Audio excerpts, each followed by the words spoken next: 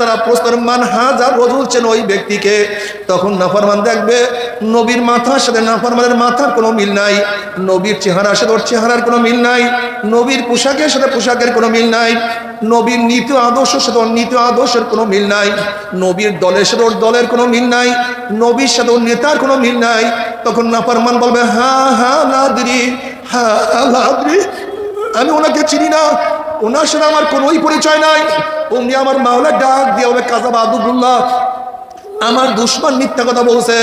এক কবরের মাটি চাপ দেয়, অমনি কবরের দুই পাশে মাটি এত জোরে চাপ মারবে, চাপের শুনে এক পাথরের হাঁটি আর এক পাথরে লাগাইয়া ফেলাইবে। এ ফেরেশতারা কবরের মধ্যে আগুন ধরাইয়া দেয়, অমনি গোটা কবরটা আগুনে ভরিয়া যাবে। আল্লাহ তুই আমাদের সবাইকে মাফ করিয়া দাও, আল্লাহ তুই আমাদের সবাইকে ক্ষমা করিয়া দাও। এরপরে কিয়ামতের ময়দান।